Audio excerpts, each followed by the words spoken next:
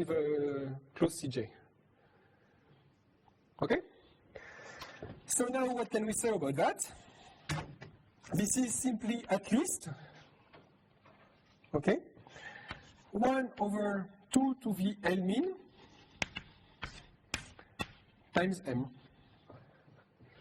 Okay, since this is a decreasing function with L min, or increasing, it's an increasing function, no, increasing, yes, increasing function, it's minimum for the minimum number of clauses, okay? So this is at least that, okay? So what you can say, okay, is that its algorithm, it's not that bad, okay? Assume that all the clauses have at least 3 members, 3 literals. What is the value for that? For 3 literals? 7, 8, okay? It's optimum. Okay, you cannot do better. Okay, so stupid things can help sometimes, okay? So if you try to do better with 3 sat, you're in very bad shape, because there is a theorem that tells you that you cannot do better than that. Okay? So the problem with that is that when L min is little, it's pretty bad. For instance, if L min equals 1, okay, if you have clauses of size 1, then this algorithm gives you just 1/2. Okay? It's 1 minus 1 over 2, and this is bad. Okay? So if you have clauses of length 2, L min is equal to 2, then you get 3/4, okay? But the best you can guarantee with clauses of size 1 is 1/2, okay? Which is already not so bad, okay? You can guarantee that at least half of the variables are satisfied, okay? So what we can see here is that when L is large, this algorithm gets pretty good, okay? So we have problem with clauses with little number of literals, okay? And we will try to improve that. So, what do? We will use randomized rounding this time. And we will try to think a little bit more.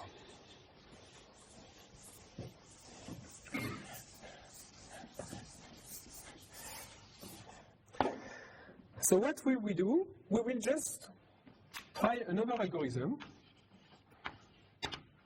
And this algorithm will be based on linear programming.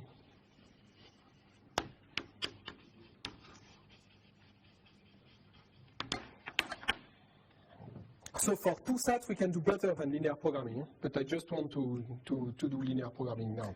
Okay. So, does everybody know what linear programming is, or does anyone doesn't know what linear programming means? Yeah. Okay. Good. Good. So linear programming, it's a way to write a program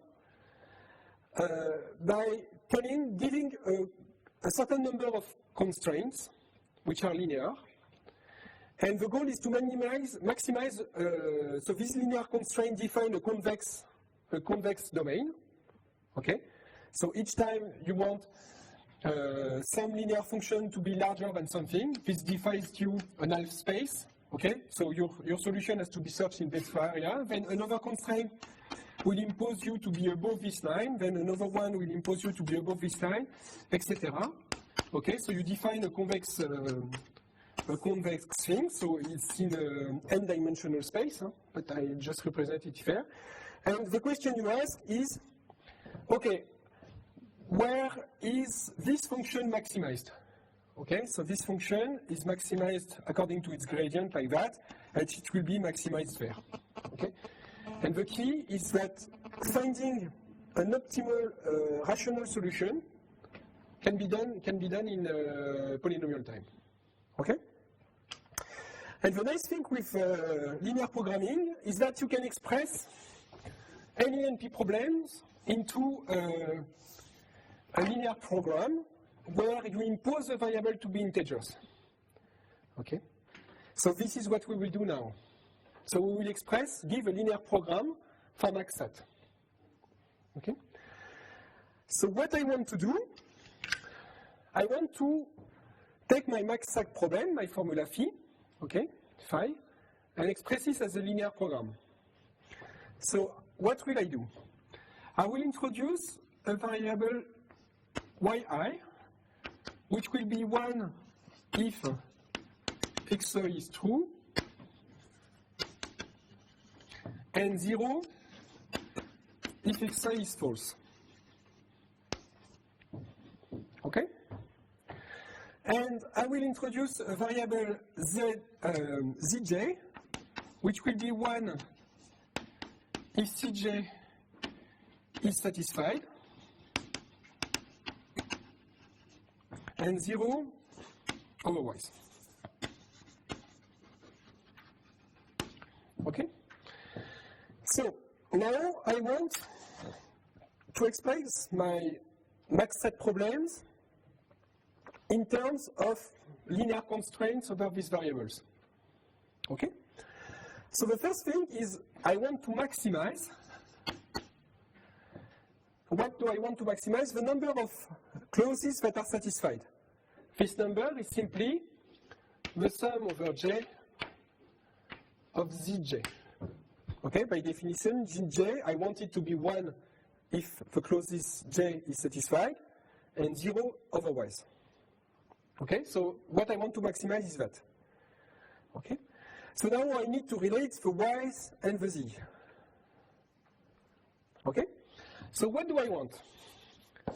I want for all clause j that zj equals 1 if and only if one of the yj's, yi's of cj is 1.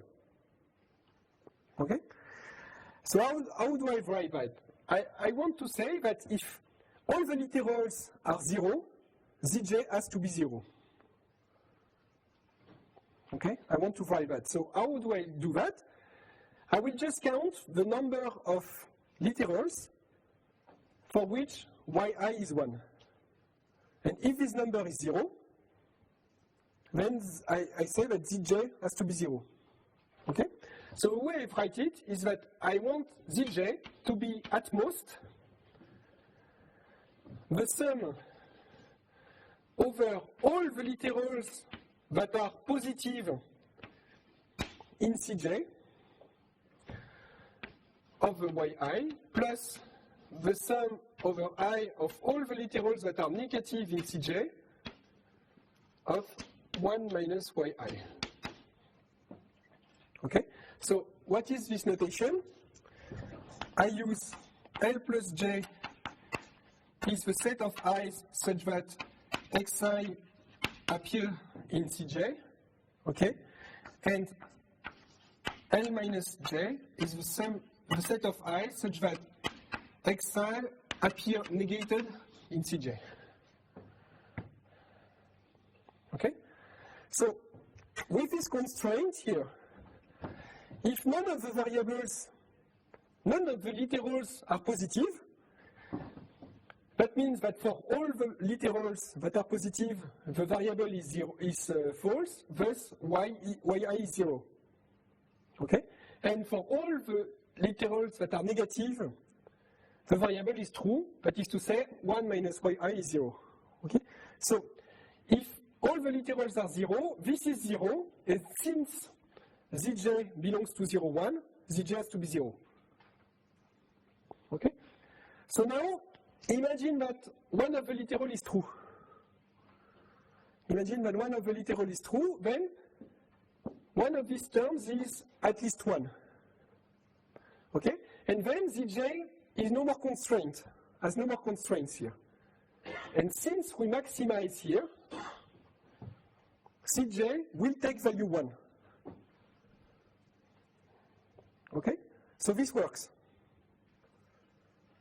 This linear program here, with the constraints that for all j, zj belongs to 0, 1, and for all I, yi belongs to 0, 1, this maximization problem over yd, okay, its value is exactly max set of t. And furthermore, if you have an optimal yz here, you can easily construct the optimal solution. Okay? So this is an integer program, an integer linear program, but whose value is exactly the value of max set. Are you convinced about it? Is it clear to everyone? Yeah? So, the bad thing is these constraints here. Okay?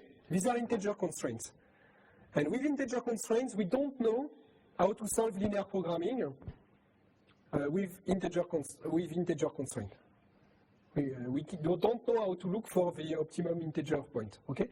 If we knew how to do it, since we can express max set into that and max set is NP complete, we could solve P equals NP. Okay? So there is no hope that we, in a close time, that we will be able to solve integer linear programming. Okay? But what we can do is what I mentioned at the beginning of this lecture, is that we can relax the integer things, integer constraints, and say that instead of having zj and y high going, taking value 0 or 1 only, we can now relax the condition and say that we allow zj and y high to be between 0 and 1. Okay, so we allow the variables to be half true, half false, the clause to be almost verified or almost unsatisfied. Okay, we allow that. Okay, and now we have what we called the optimum fractional. Okay, we have a fractional solution to the linear problem, and in that case, the max now is larger than. Okay, the max is larger because we search a wider space. Okay, so we get a larger solution. So it's not always larger, but most of the time it is. Okay, but now we know how to compute it in optimal, polynomial time. Okay, so now we can think about another algorithm. So algorithm 1 was a random assignment, and algorithm 2 will be the following. 1, compute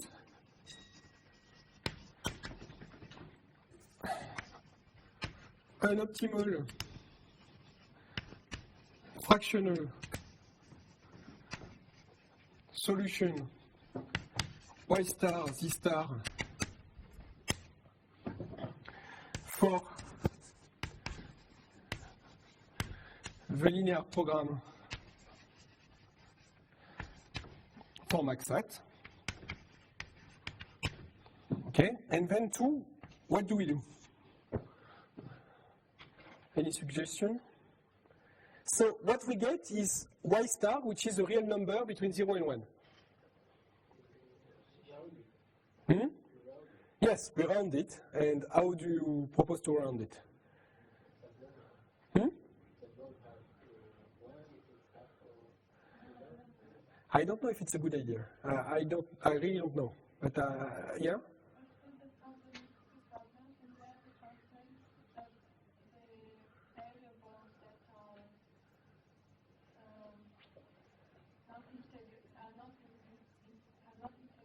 Yes.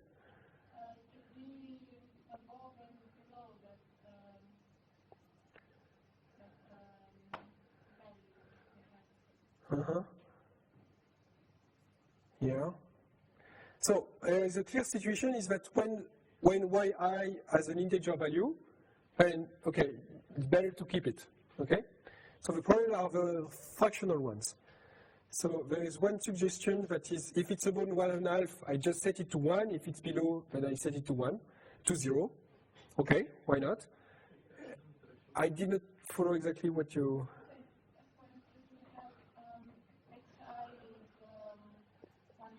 Yes.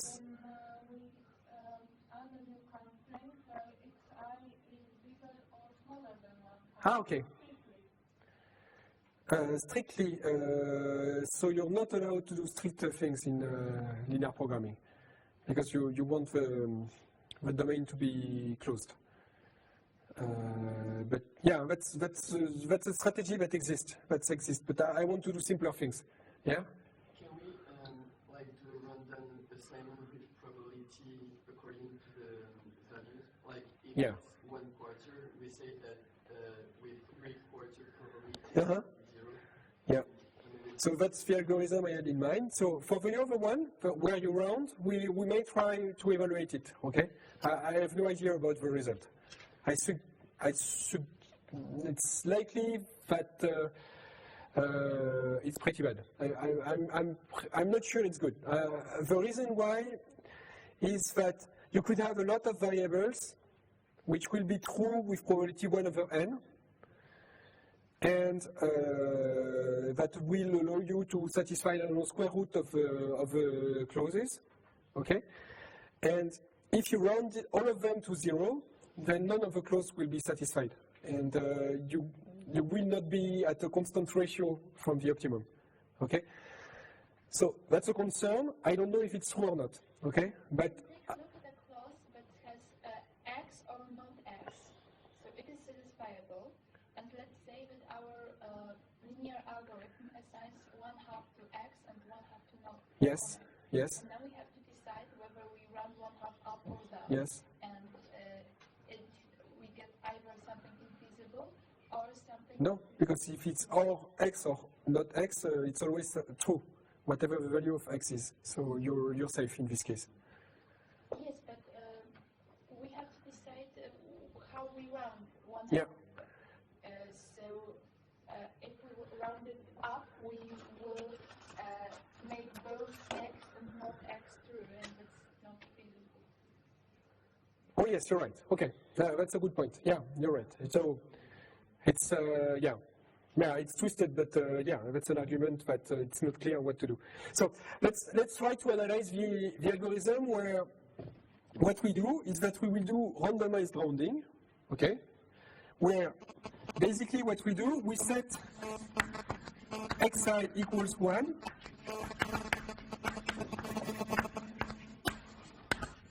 with probability yi star. Okay, yi is a number between 0 and 1.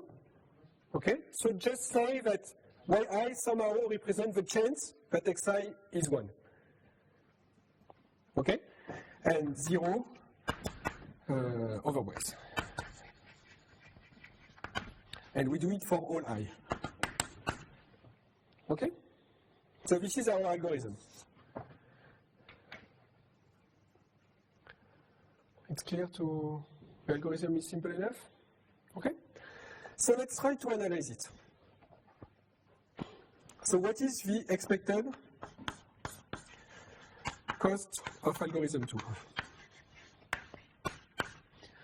So again, we use the linearity of expectation in simply the sum over all the clauses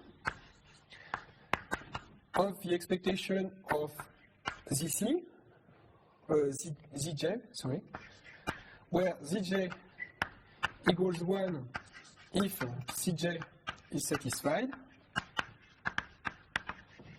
by x, and 0 otherwise.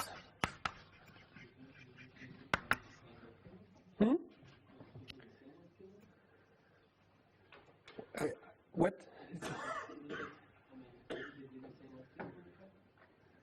The same optimum of what?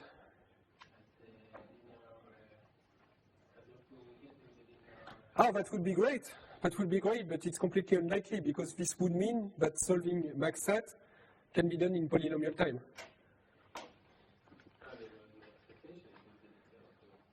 Well, no, because on expectation, as we will see, we will be able to remove the expectation. We will be able to remove the randomized thing and get the same performance. So this will not happen. This will not happen. The reason why is simply